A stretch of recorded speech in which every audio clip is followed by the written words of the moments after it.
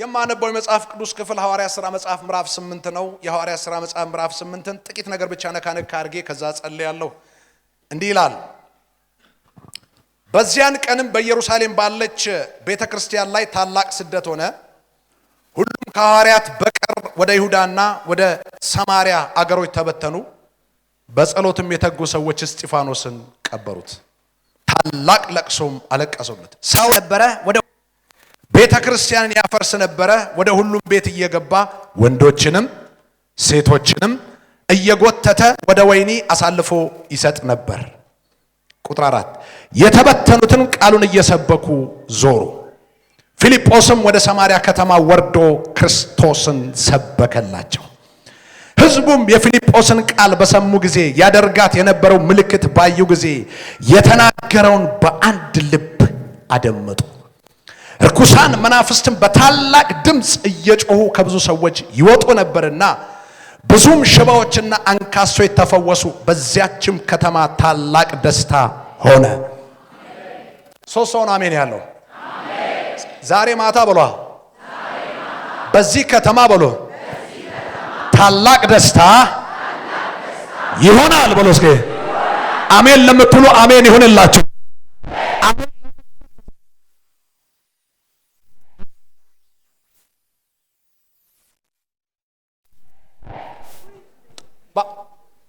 የሐዋርያት ሥራ መጽሐፍ በጣም ደስ የሚል መጽሐፍ ነው።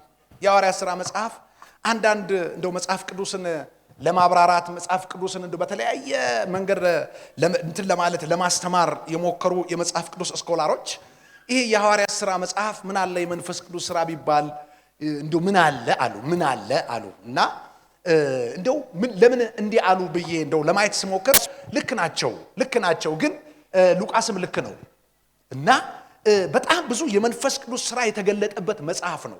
እነዚህ ተመሳሳይ ወንጌላት ሲኖፕቲክ ጋስፕልስ የሚባሉት እነዚህ የማቴዎስ ወንጌል፣ የማርቆስ ወንጌል፣ የሉቃስ ወንጌል በተለይ ደግሞ የዮሐንስ ወንጌል የሶስቱንም ወንጌል ላይ ሰመራይዝ አድርጎ አስቀምጦታል እና እዛ ላይ የተናገሩ ተስፋዎች የተፈጸሙት ሐዋርያት ሥራ ላይ ነው።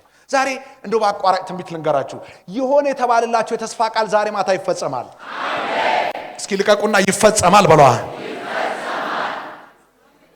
እና እንደዚህ በተለይ ዮሐንስ ሲሰብክ እንዲህ ብሎ ክፍሉን ጀመረ። በመጀመሪያ ቃል ነበረ፣ ቃልም በእግዚአብሔር ዘንድ ነበረ፣ ቃልም እግዚአብሔር ነበረ ብሎ ዮሐንስ ጀመረ እና ዮሐንስን አተራራክ ስትመለከቱት እነዚህ ሶስቱ ወንጌላቶች አንዳንዱ ኢየሱስን ሲያመጡት የእግዚአብሔር ልጅ፣ አንዳንዶቹ የአብርሃም ልጅ ብለው ክርስቶስ ኢየሱስን ጂኖሎጂካሊ ደርድረው አመጡት። ይሄ ዮሐንስ ደግሞ እንደው በአማርኛ ቀጥታ ወደ ገደለው ገባ።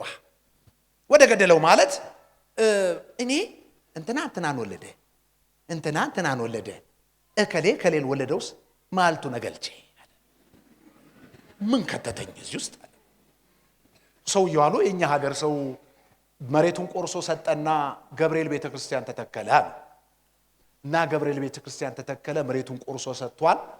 ከዛ ይማራል ያስተምሩታል እና ይሄ ግዕዝ ነገር አልሆነለትም ቢለው ከየት ይምጣ በቃ መጨረሻ ሲጨንቀው ሊሳለም አንድ ቀን ሲሄድ በገብርኤል ፊት ቆመና አንጭቅጭቅም በይኩ ያ ገብርኤል ያከምቦልተ ያለ በቃ እኔ ምን አጨቃጨቀኝ ዝባአት ላም ወልደ መንፈስ ቅዱስ አባራ ዘመን ምን ከተተኛል እና ዮሐንስም እንደዚህ ያለ ይመስለኛል። እኔ ከሌክል ምን ከተተኛል ምን አለ እሱ የመጣው ይሄ ቃል የሆነው እግዚአብሔር ነው አለ። ቃልም በእግዚአብሔር ዘንድ ነበረ፣ ቃልም እግዚአብሔር ነበረልና ምዕራፍ 2 ላይ ይሄ እግዚአብሔር የሆነው ክርስቶስ ኢየሱስ ይሄ ከለርለስ የሆነውን ውሃ ወደ ወይን ጠጅ ሲቀይር አሳየን። ዮሐንስ ይመጣል ያለው ያ የመጣው ክርስቶስ ኢየሱስ እግዚአብሔር ነው ያለው መለኮት የሆነው ጌታ ለካ ትክክል መለኮት ነው። ውሃውን ወዴት ቀየረው? ወደ ወይን ጠጅ ቀየረው። በጣም ያስደንቃል። ይሄንኑ ጌታ ወሰደውና ይሄ ዮሐንስ ወንጌል ደግሞ ምዕራፍ 3 ላይ ኒቆዲሞስ የሚባለው አንድ የሕግ መምህር በጣም ሊቅ ነው። ይሄ አምላክ የተባለውን ክርስቶስን ለማየት በጣም ዋጋ ሲከፍል አሳየን። በሌሊት ሳይቀር እየመጣ ከክርስቶስ ምን ሲያደርግ ሲማር አሳየን። ምዕራፍ 4 ላይ ክርስቶስ ኢየሱስን ወሰደውና አንዲት ሴት ጋር አገናኘው።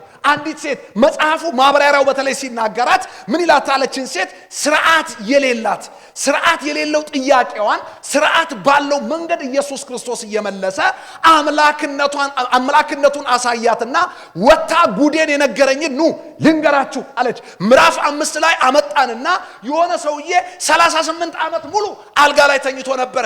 38 ዓመት ጌታ ኢየሱስ መጣና ልትድን ትወዳለህና አለው። ሰውየው በጣም ብዙ ጥያቄ ቢያበዛም ኢየሱስ ግን አልጋን ተሸክመ ሂድ አለው። አሃ ይሄ ዮሐንስ የተረከው ክርስቶስ ኢየሱስ በትክክል የእግዚአብሔር ኢየሱስ ክርስቶስ 2 ዓሣ 5 እንጀራ ብድግ አደረገና ባረከ። ከዛ በኋላ ሲሰጣቸው ለ7000 ሰው አሃ ይሄ በትክክል አምላክ ነው። 7000 ሰዎች ይሄንን ዓሣና እንጀራ በልተው 12 መሶብ እስኪተርፍ ድረስ አደረጉ። ስለዚህ በጣም ብዙ ሰዎች ኢየሱስን መከተል ጀመሩ። አንዳንዶቹ ትምህርቱን ለመማር ጥቂቶች፣ ሌሎቹ ደግሞ ክርስቶስ የሚያደርገውን ተአምራት ለማየት፣ አንዳንዶቹ ደግሞ for the sake of food። እስኪ ያጠገባቸው ያለው ሰው ዛሬ ፉድ የለም በሉት። እናንተ ይሄን ፉድ ልትሰሙ ስለመጣችሁ ችግር የለም። እና ብዙ ሰዎች ተመለሱ ይላል። ጌታ ዞር አለና እናንተ ልትሄዱ ትወዳላችሁን ሲላቸው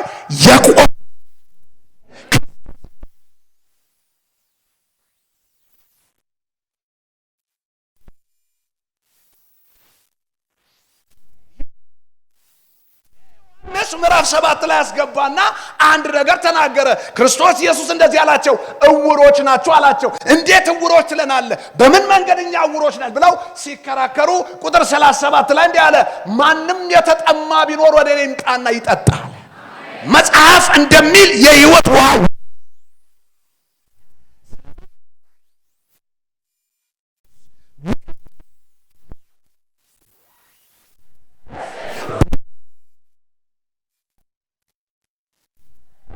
ስለዚህ መንፈስ ቅዱስ ነገራቸው።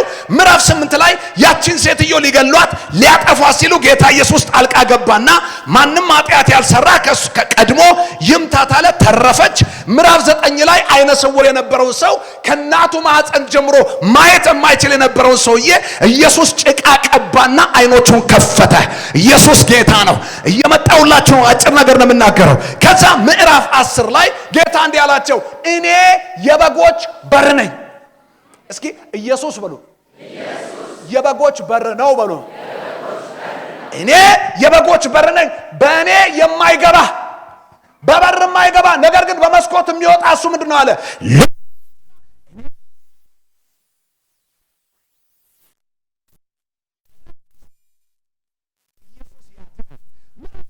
ላይ ሌላ የክርስቶስ ኢየሱስን አምላክነት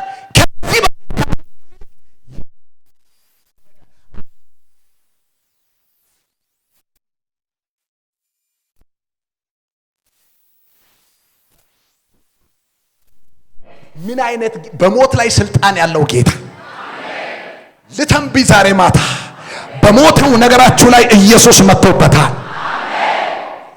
አልዓዛር ቀጥ ብሎ ወጣ። ምዕራፍ 12 ላይ ኢየሱስ ክርስቶስ አልዓዛርን ከሙታን ስላስነሳላቸው ማርያም፣ ማርታና አልዓዛር ድግስ ደግሰው ኢየሱስን ጠሩት።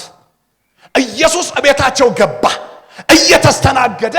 ማርያም የናርዶስ ሽቶ አመጣችና ለተደረገላት ነገር ምላሽ በኢየሱስ ላይ ማርከፍከፍ ጀመረች። ለጌታ ለኢየሱስ ምላሻቸውን አደረጉ።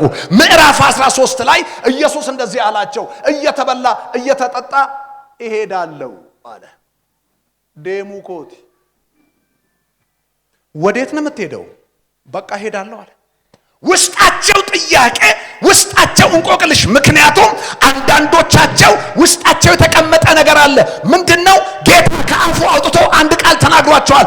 እናንተ በእስራኤል ነገድ ላይ በ12ቱም የእስራኤል ነገር ላይ ምን ታደርጋላችሁ? ትፈርዳላችሁ ስለተባሉ ለመፍረድ ተዘጋጅተዋል። አንዱ ጠቅላይ ሚኒስትር እንደውም ተቦዳድነዋል ይመስለኛል። አንተ ጠቅላይ ሚኒስትሩን ያዘው፣ አንተ ውጭ ጉዳይ ሚኒስትር፣ አንተ መከላከያ፣ አንተ ፋይናንሱን ያዘው። አንተ ምናምን ጨርሰዋል እና ኢየሱስ እሄዳለሁ ሲል የት ነው የምትሄደው? እሄዳለሁ። በዚህ ጭንቀት ውስጥ እያሉ ምዕራፍ 14 ቁጥር 1 ላይ ልባችሁ አይታወክ፣ በእግዚአብሔር እመኑ፣ በእኔም ደግሞ በአባቴ ቤት ብዙ መኖሪያ አለ። እንዲህ ባይሆንማ ባልኋችሁ ነበር። ስፍራ አዘጋጅላችሁ ዘንድ እሄዳለሁ። እኔ ባለሁበት እናንተ እንድትሆኑ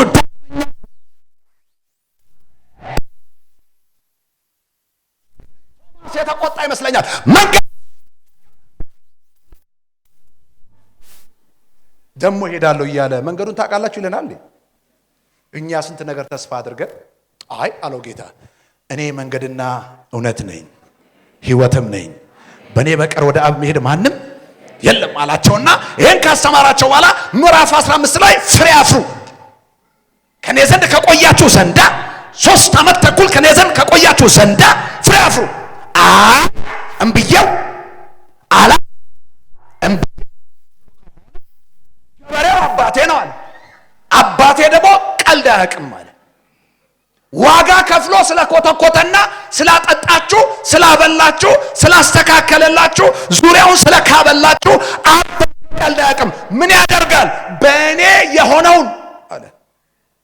ጴንጤ የሆነውን ማለቱ ነው። በእኔ የሆነውን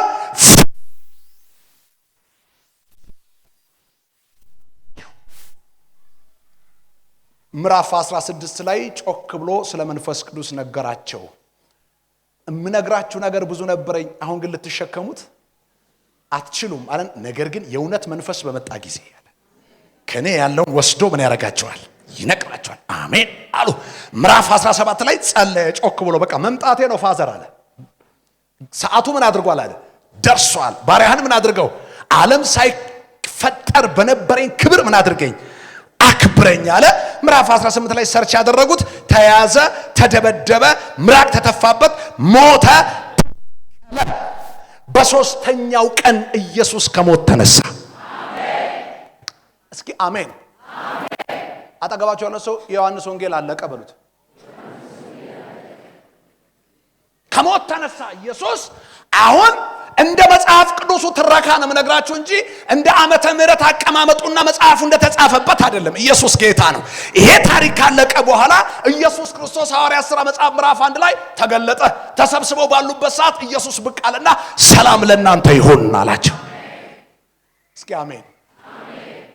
እስኪ ዘመድ ሞቶበት የሚያውቅ እጁን ያውጣ። ሳትዋሹ ዘመን ሞቶበት የሚያውቅ ብቻ እጁን ያውጣ። 1 2 3 4 6 7 8 ብዙዎቻችሁ አልሞተባችሁም። እግዚአብሔር ይመስገን፣ ክብር ለጌታ ይሁን። እናንተ ሞቶባችሁ የቀበራችሁት ሰውዬ በሶስተኛው ቀን ቢመጣስ? ሞተ፣ ቀብረዋል፣ በቃ ተቀብሯል። ግን በሶስተኛው ቀን ብቅ ቢል ሰላም ላችሁ፣ እንዴት ናችሁ ቤተሰብ፣ ደሞዜ እንዴት ነሽ፣ አለሙ ብራዘር እንዴት ነህ እያለ ቢመጣ እንዴት ነው የምታቅፉት? እንዴት ነው አቅፈ የምትጠመጠመ ነው ወይስ በር ነው የምትዘጋበት? ከባድ ነው አይደል? ጌታ ኢየሱስ ክርስቶስ በሶስተኛው ቀን ከሙታን ተለይቶ ተነስቶ መጣ። ሰላም ለእናንተ ሲላቸው እንደምን ዋልክ ጌታ ሆይ፣ ህመሙ እንዴት ነበረ? ስቃዩስ እንዴት ነበረ? መቃብሩስ እንዴት ነበረ ብሎ የጠየቀው የለም። በዚህ ወራት የእስራኤልን መንግስት የምትመልሰው መቼ ነው? ስማ ኑአባሱ ከዚህ ያውጣን ጌታ። ምን አላቸው ጌታ? ይሄ ሁሉ ያስቀበጣጠራችሁ የኃይል ማነስ ነው። መንግስት፣ ጠቅላይ ሚኒስትር፣ የምናምን ሚኒስትር ምናምን ጭንቅላታቸው ላይ ቁጭ ብለው ያናወዛችሁ የኃይል ችግር። ስለዚህ ደቀ መዛሙርቶች ልክ እንደተባሉት መጸለይ ጀመሩ። ምዕራፍ 2 ላይ ኃይል መጣ። እኔ ናፍቄያለሁ እንደ ዛሬው ማታ ኃይል ይመጣል። አጠገባችሁ ላለው ሰው የሚያወጣ ኃይል ይመጣል ብሎታል። ካለንበት ነቅሎ የሚያወጣ እግዚአብሔር ኃይል ይመጣል። ካለንበት ሲቹዌሽን የሚያወጣን የእግዚአብሔር ኃይል ይመጣል። ኃይል ያስፈልገናል። ዘንድሮ በተለይ ኃይል ያስፈልገናል። ነገር ፋይናል እያደረገ ያለበት ዘመን ላይ ያለን ትውልዶች ኃይል ያስፈልገናል። ኢየሱስ ሊመጣ በደጅ ነው። አሁንማ በቃ እየነገረ ነው፣ በደጅ ነው፣ በቃ በደጅ ነው። ስለዚህ ዛሬ ኃይል ተቀብለን እንወጣለን። እና ተሰብስበው እየጸለዩ ሳሉ ድንገት ይላል እንደሚነጥቅ አውሎ ንፋስ ከሰማይ ድምጽ መጣ ይላል። የነበሩበትን ቤት ምን አደረገ ይላል? ሞላ። መንፈስ እንደሰጣቸው በተለያየ ልሳኖች ምን አደረገ ይላል? ተናገሩ ይላል። ምዕራፍ 2 ላይ ይሄ ሆነ። ምዕራፍ 3 ላይ እንግዲህ ኃይል ወርዷል አይደለ? ኃይል መጥቷል። ዮሐንስና ጴጥሮስ በጸሎት ሰዓት ይላል በመንፈስ ቅዱስ ነደዋል፣ እነሱ ተቀጣጥሏል። ሰውየው ፍጥጥ ብሎ ተመለከተ፣ አንዳች ነገር ከነሱ ጠበቀ ይላል። ጴጥሮስ እንደዚህ ያለው የምሰጥህ ብርና ወርቅ የለኝም፣ ያለኝ ግን እሰጥሃለሁ። በናዝሬቱ ጌታ በኢየሱስ ስም ተነሳና ተመላለስ። ሰውየውም ብድግ ብሎ ቆመ፣ ቁርጭምጭሚቱን ጸና።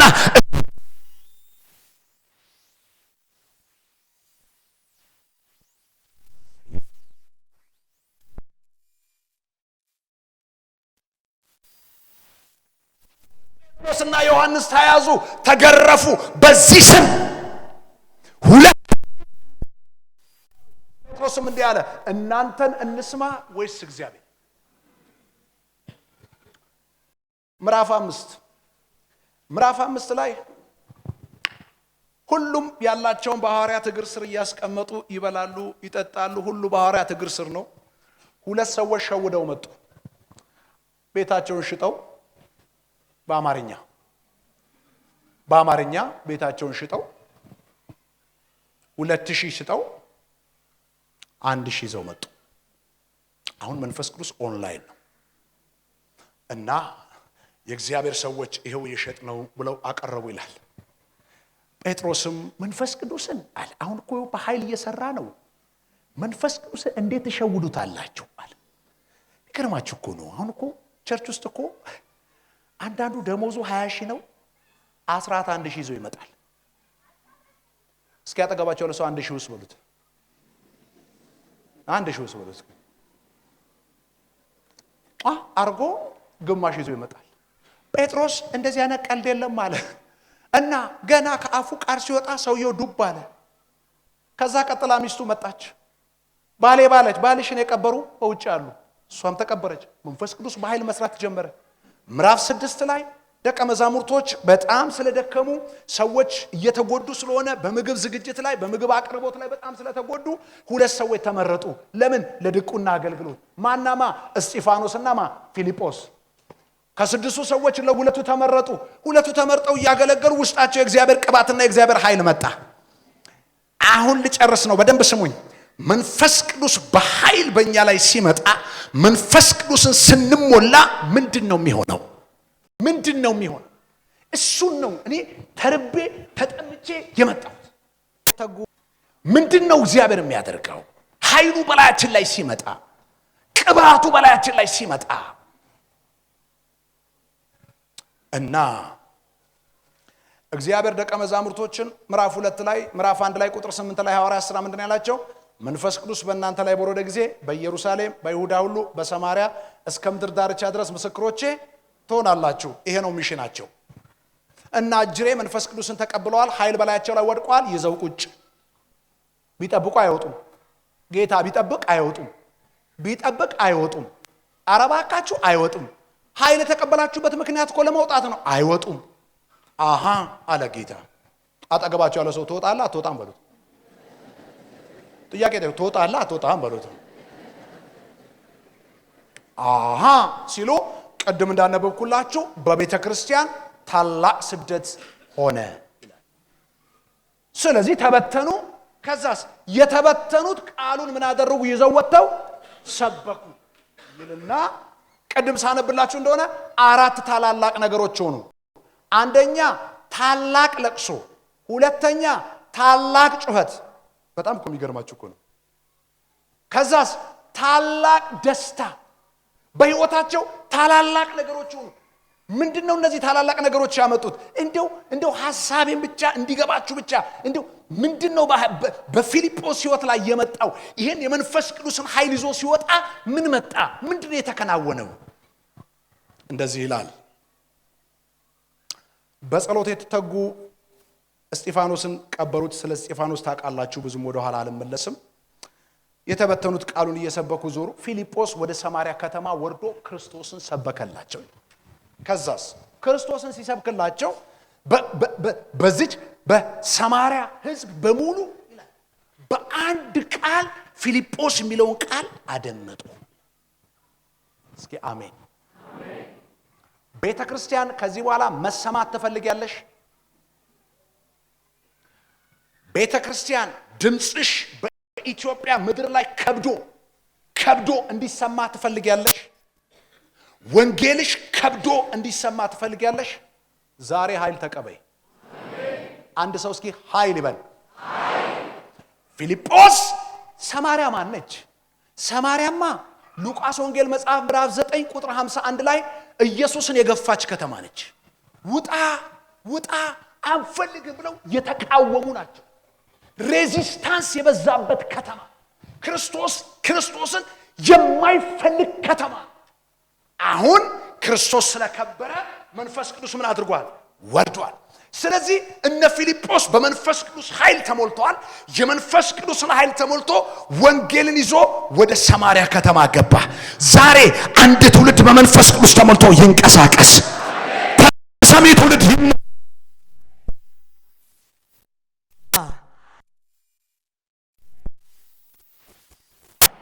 ይምጣ።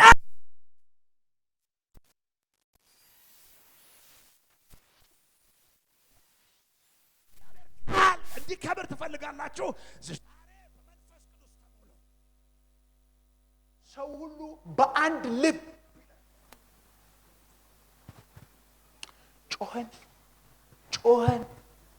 ጮኸን ጉሮሯችን እስኪሰነጠቅ ጮኸን መሰማት ካቃተን ኃይል እንቀበል። ሰው ሁሉ በአንድ ቃል ይላል።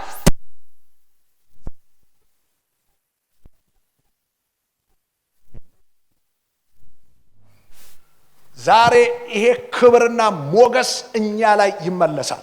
አሜን። ይሄንን ትንቢት ተቀበሉ። ክብር ይመለሳል። አሜን። ቅባት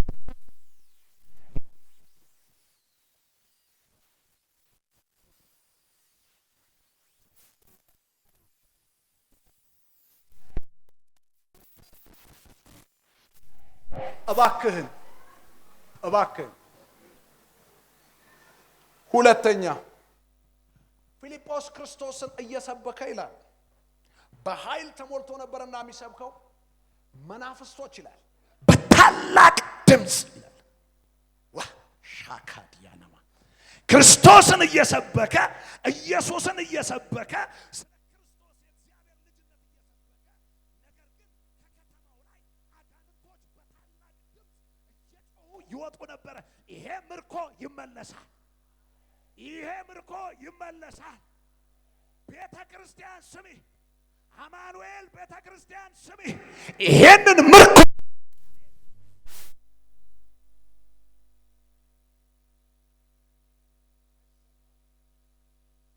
ጌታ ሆይ በሎ እስኪ ኃይልህ በሏ በላይ ላይ ይምጣ በሏ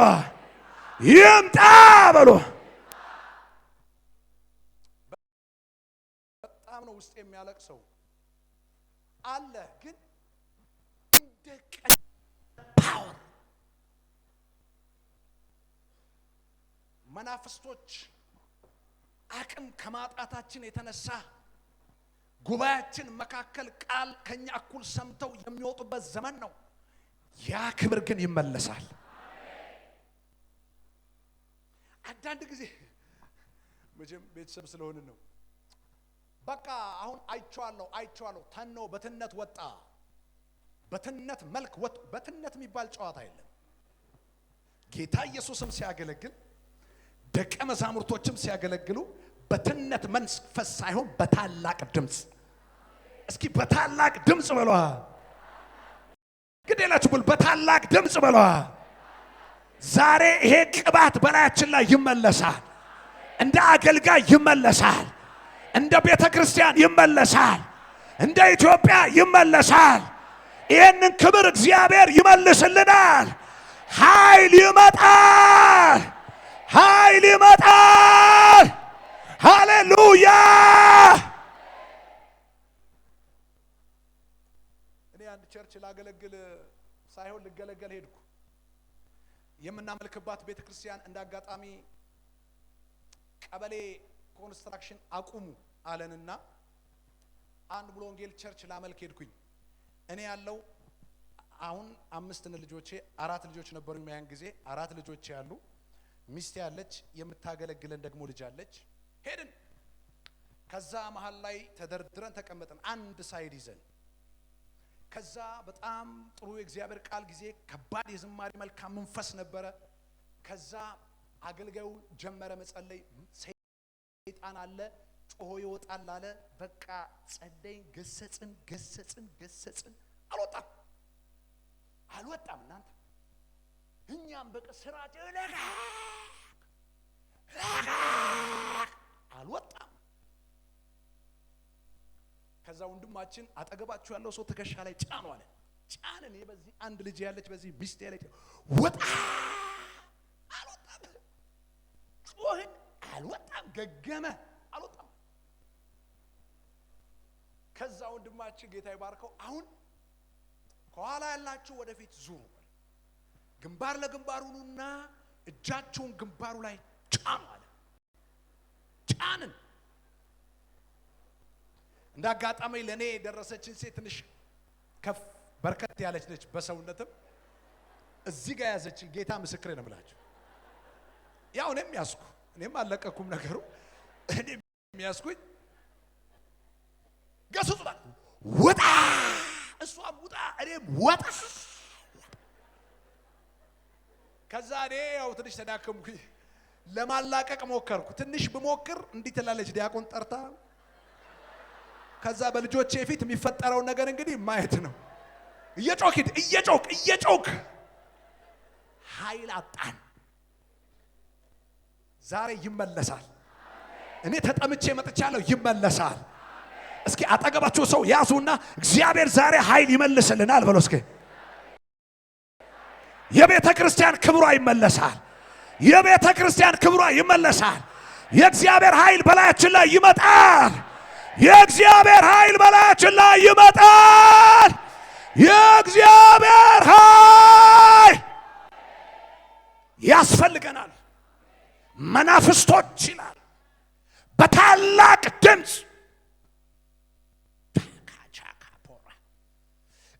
እየጮሁ ከሰዎች ውስጥ ምን ያደርጉ ነበር? ይወጡ ነበር። አንተ እዚህ እያመለክ አንቺ ቤትሽ ቁጭ ብለሽ ከጎንሽ ያለው መንፈስ ከጎንሽ የሚጠነቆል ከሆነ ከጎንህ የሚጠነቀል ከሆነ ወደ ጌታ ብትሄድ ይሻላል። በአንተ ላይ ያለው ቅባት ያንን ካልመታ እኔ እግዚአብሔር ተናግሮ መጥቻለሁ። በአንዳንዶቻችሁ ላይ ይፈሳል። እግዚአብሔር ሕያው አባቴ ምስክሬ ነው። ታክሲ መግባት እስከማትችሉ የጌታ ክብር በላያችሁ ላይ ይመጣል። ታክሲ ውስጥ መጮህ ይጀምራል። ባስ ላይ መጮህ ይጀምራል። ባጃጅ ላይ መጮህ ይጀምራል። ከጎረቤት መጮህ ይጀምራል። ናፍቃችሁት የጠራችሁት ጌታ ወደ እናንተ መጥቷል። ልዩነት ይሆናል። ሃሌሉያ። ባክ ቱ ዘ ኦሪጂን ወደ መንፈስ ቅዱስ እንመለስ። ብልጣብልጥነታችንን ተው። ደክመናል፣ ዝለናል፣ ኃይል አጥሮናል። ይምጣ። የሚቀጥሉት ዓመታቶቻችሁ አሁን 35ኛ ናችሁ። 36ኛ ዓመታችሁ ላይ ወደ ሌላ ሌቭል እግዚአብሔር ይከታችኋል። ወደ ሌላ ሌቭል እግዚአብሔር ይከታችኋል። ኃይል አለ። የጌታ እግዚአብሔር መንፈስ ሕያው አባቴ ምስክሬ ነው። ጉባኤው ላይ እንደዚህ ደመና ሲንቀሳቀስ አያለሁ። ለሆነ ጉዳይ እግዚአብሔር ይለያቸዋል። አንዳንዶቻችሁ ላይ ለሆነ ጉዳይ እግዚአብሔር ይመጣል፣ ይለያቸዋል። ለስራው ለፈቃዱ ይለያቸዋል፣ ለዓላማው ይለያቸዋል። እንጀራ በልተሽ አትሞችም። እንጀራ በልተህ አትሞትም። እንጀራ በልተህ ልትሞት ከሆነ ዛሬ ሂድ ወደ ጌታ በሰላም። ነፍሴም ወደ አምላኳ ስጋም ወደ አፈሩ ብለን እንቀብረሃለን። በሰላም ሂድ ወደ አባት። እግዚአብሔር የማይሰራብህ ከሆነ እግዚአብሔር የማይሰራብሽ ከሆነ ተልሞስሙሰን ተዳክመን ተልፈስፍሰን ከመኖር ወደ ትልቁ ጌታ መሄድ ይሻላል። የቀሪው ዘመናችሁ የመንፈስ ቅዱስ ይሆናል። ቀሪው ዘመናችሁ የኃይል ይሆናል። አገልግሎታችሁ በኃይል ይሆናል። ሕይወታችሁ በኃይል ይሆናል። የድካም መንፈስ ዛሬ ይመታ። የድካም መንፈስ ዛሬ ይመታ። ያቺ ሴት የአብርሃም ልጅ ሆና ሰይጣን ለ18 ዓመት አደከማት። የአብርሃም ልጅ ሆና ጴንጤ ሆነ ክርስቶስን ተከታይ ሆነ። ከዚህ ምሽት ጀምሮ በአንተ ላይ ድካም አይሰራም። በአንቺ ላይ ድካም አይሰራም። ጩሁና በእኔ ላይ ድካም አይሰራም ብለዋ። የድካም መንፈስ ዛሬ እንመታዋለን። እናንተ ባላችሁበት አካባቢ ጠንቋዮች አይሰሩ። በጌታ አሜን በሉ ባካችሁ። ዛሬ የፋራ ስብከት ልስብካችሁ፣ የድሮ ስብከት ልስበካችሁ። እናንተ ባላችሁበት ሰፈር ላይ ሟርተኛ መሟረት አይችልም። መተተኛው መመተት አይችልም። ጠንቋዩ መጠንቆል አይችልም። አንተ ላይ ያለው ፓወር ሄዶ ይወጋዋል። አንቺ ላይ ያለው እሳት ይወጋዋል። ሃሌሉያ ማይ ግራስ ሳቫርጃ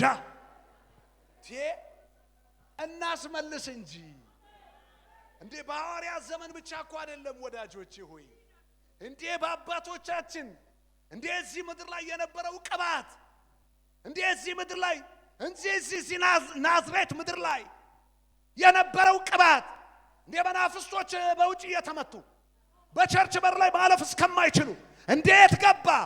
እንዴት ሄደ? ይመለስ! አረ ይመለስ! ይመለስ! እንዴ ቻግራ በባሳ አብረን የምንዘምርበት ዘመን ማብቃት አለበት። መናፍስቶች ይጠረጉ፣ ከሰፈራችሁ ላይ ይጠረጉ፣ ከቤታችሁ ላይ ይጠረጉ፣ ከዙሪያችሁ ይጠረጉ።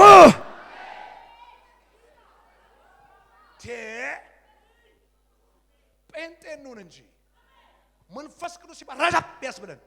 ያራራ መንፈስ ቅዱስ ሲባል ጸባየኛዋን ሆነ አትቀመጥ። ሸራከታ ኢየሱስ ጌታ ነው። ብልጣብልጥነት ነው ገደል የከተተን። መንፈስ ቅዱስን ጥለን ነፃ ሆነ።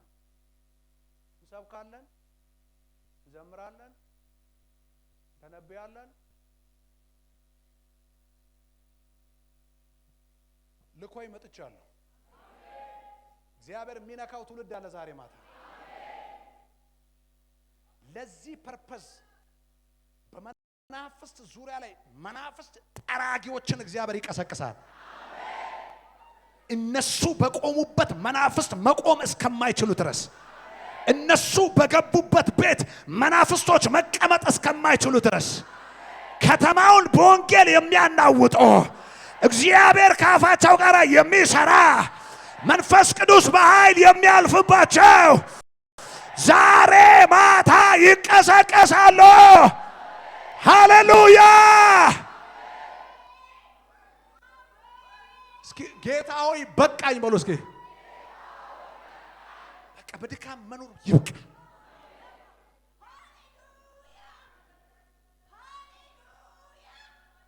እየዘመራችሁ መናፍስቶች ይመቱ።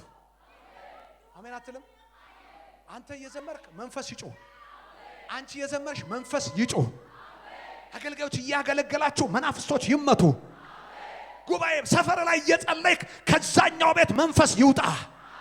እሱ ነው የኛ ኳሊቲያችን፣ እሱ ነው ድርሻችንም፣ እሱ ነው። እኛ ባለንበት ሰፈር ላይ፣ እኛ በምንኖርበት ሰፈር ላይ መናፍስቶች መቀመጥ የለባቸው።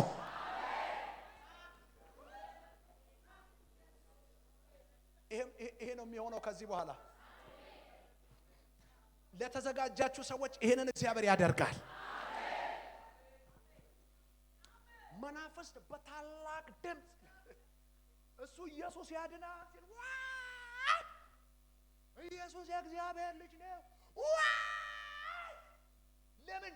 የሚናገርበትን ወርድ ፓወር መቋቋም ስላልቻለ። አባቶቻችን በእኛው የኛ ምናልባት የአንዳንዶቻችሁ ቅድመ አያት፣ የኔ ደግሞ አባት በስጋ አባቶቻችን እኮ ገበያ እኮ መግዛት አይችሉም ነበር ይባል ነበር አይደል? ገበያ ሄደው ስንት ነው 12 ነን ይላል መንፈሱ። እሳቸው ሳሙና ነው የሚጠይቁት። የሳሙናው ዋጋ ግሎሪው እኮ ነው፣ ቅባቱ እኮ ነው። አንተ እሪ ብለህ እሱን አታስመልስም። ይሄን ቅባት አታስመልሽም። ብለሽ ተደፍተሽ በግንባርሽ መሬት ላይ ተተክለሽ በግንባር መሬት ላይ ተተክለ ብለህ ይሄን ቅባት ታስመልሳለህ ወይስ አታስመልስም?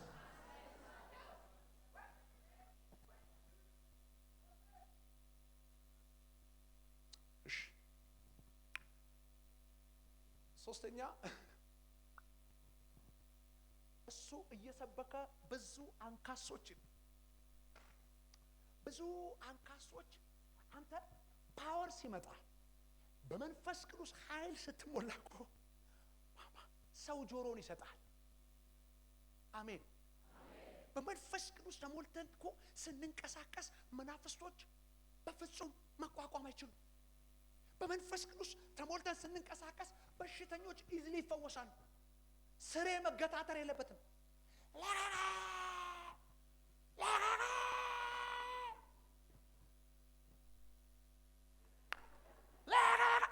አይደለም ብራዘር፣ ስሙ ይመታዋል። አንተ ብቻ ኃይል ተቀበል። ዛሬ ኃይል ይምጣ። እኔም ተጠምቻለሁ ይሄን ኃይል፣ እኔም ላየው እፈልጋለሁ ይሄን ክብር በላያችን ላይ ይምጣ። ጮክ ብላችሁ እስኪ መንፈስ ቅዱስ በሏ። መንፈስ ቅዱስ እግዚአብሔር ሰው አለው። እንደኔ ደካማ ሳይሆን የተሻሉ ሰዎች አሉ። ዛሬ ቀስቅሶ የሚያስነሳቸው ፈውስ ይሆናል። እስኪ ፈውስ ይሆናል ብላ። ታላላቅ ደዌዎች ይፈወሳሉ። ምንም ሳንታገል መንፈስ ቅዱስን ስንጠራው በመንፈስ ቅዱስ ኃይል ተሞልተ ስንንቀሳቀስ ፈውስ ይሆናል። የኔን ሳልቀላቅል ምንም የኔን ሳልጨምር ዝም ብዬ ኢየሱስ ስል መናፍስቶች ይመታሉ። ኢየሱስ ሲል ሰዎች ክራንቻቸውን መጣል ይጀምራሉ። ዊልቸራቸውን መወርወር ይጀምራሉ። ከአንድ ወር በፊት አንድ ቦታ ላገለግል ሄድኩኝና ሚኒመም ኦፍ 30,000 ህዝብ ተሰብስቧል። ስቴዲየም ላይ ነው ኮንፈረንሱ። 30,000 ህዝብ የገባው ብቻ። እያገለገልን አንድ ሰውዬ አንድ እግሩን ያመው ነበር። ክራንች ጣለ። ከጉባኤ መካከል ወጣ፣ ወደፊት መጣ። አብረን ሜዳውን ዞር ነው በሩጫ ማን ይድረስብን። አንድ ዙር ከዞርኩ በኋላ ግን ቆም አልኩና ምንድነው ስለው መንፈስ ቅዱስ ብርቅ እኮ ነው አለኝ። ብርቅ ሆኖ እኮ ነው አለኝ። ከ30,000 ህዝብ አንድ ነው እንዴ ያመመው? የመንፈስ ቅዱስ ኃይል በእኔና በእናንተ ላይ በኃይል ሲመጣ ፈውስ ብርቅ አይሆንም። ሶስት ሰውን አሜን ያለው ተው አትቆጣ፣ አሜን በል። ቢመጣልን ይሻላል። ኃይሉ ቢመጣልን ይሻላል። ያ የአባቶቻችን አምላክ እቺን ከተማ በወንጌል ያናወጠ ያ ክብር፣ የብዙዎችን እንቆቅልሽ የፈታ ያ ክብር፣ ያ ቅባትና ኃይል ዛሬ ማታ ይመለስ። ዛሬ ማታ ይመለስ እና እንደዛ ቢሆን ይሻላል። ዝቅ ብላችሁ ስታነቡ ሲሞን የሚባል ሰውዬ ይሄ ለሱ የተሰጠው ስም ኃይል ነው አይደል? የተሰጠው ይሄ የማን ኃይል ነው አሉት? የታላቁ እንዴ ኃይል ተሰጥቶት ሰውየው ግን ጠንቋይ ነው። ነገር ግን ፊልጶስ ሲመጣ ጠንቋይነቱ ቀረና ጌታን ተቀበለ። ለምን? የሚበልጥ ኃይል መጣ። እስኪ የሚበልጥ ኃይል በሉ። ግዴላችሁም ዛሬ ማታ እኔ ጸልዬ ልውጣ። እስኪ የሚበልጥ ኃይል በሉ። እነንትና ይዘውት ከሚዞሩት ከሚነግዱበት ኃይል፣ እነንትና እየነገዱ አንተን ከሚያከስሩበት ኃይል፣ እነንትና እየነገዱ አንቺን ዜሮ ከሚያስገቡበት ኃይል የሚበልጥ የእግዚአብሔር ኃይል አለ። የመንፈስ ቅዱስ ኃይል ዛሬ በላያችሁ ላይ ይመጣል። ፊልጶስ በመንፈስ ቅዱስ ኃይል መጣ። ሲሞን በአጋንንት ኃይል መጣ። ፊት ለፊት ተገናኙ። ሲሞን አልቻለም። ፊልጶስ ለሚሰግድለት ጌታ ክብር ሰጠ። ለምን? የሚበልጥ መጣ።